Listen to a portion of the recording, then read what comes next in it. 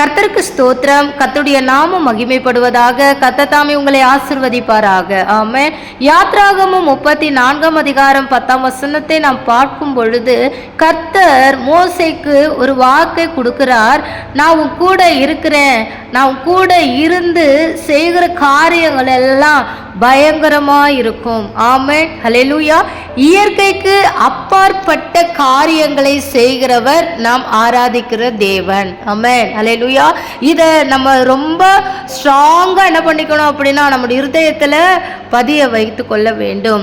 இயற்கைக்கு அப்பாற்பட்ட, நாம நினைக்கிறதுக்கு மேற்பட்ட, நம்ம நினைச்சு கூட பார்க்க முடியாது, நம்ம சிந்திச்சு கூட பார்க்க முடியாது. இந்த காரியம் இப்படி இருக்கும், இந்த காரியம் இப்படித்தான் நடக்கும் அப்படின்னு நம்ம நினைச்சு கூட பார்க்கவே முடியாத அளவுக்கு கர்த்தர் ஒரு மனிதனோடு கூட இருந்தால் கர்த்தர் செய்கிற காரியங்கள் அப்படிப்பட்ட ஒரு பிரம்மாண்டமாய் இருக்கும். ஆமென். மோசையோட கூட இருந்த தேவன் நம்மோட கூட அவர் இருக்கிறவராக இருக்கிறார். ஆமென். ஹல்லேலூயா. கர்த்தருக்கு ஸ்தோத்திரம். அற்புதங்களை அடையாளங்களை செய்கிற தெய்வத்தை நம்ம ஆராதிக்கிறோம். அற்புதங்களை செய்கிற வல்லமையான பரிசுத்த தெய்வத்திடத்துல நம்ம ஜெபிக்கிறோம். நம்ம ஜெபத்துல எவைகளையெல்லாம் கேட்கிறோமோ அவைகளையெல்லாம் நாம் பெற்றுக்கொள்வோம் என்று சொல்லி விசுவாசத்தோடு நாம் கேட்கும் பொழுது கர்த்தர் அற்புதங்களை செய்கிற தேவனாய் இருக்கிறார். ஆமென். ஹல்லேலூயா. படகு போது காத்து மழை அசைவு, உடனே சீஷர்கள் பயப்படுறாங்க. ஐயரே நாங்கள் மடிந்து போகிறோமேன்னு சொல்லும் பொழுது ஆண்டவராக இயேசு கிறிஸ்து அற்ப விசுவாசியே, அல்லேலூயா, காற்றையும் கடலையும் கர்த்தர் என்ன செய்கிறார் அப்படின்னா அவர் அதட்டுகிறார்.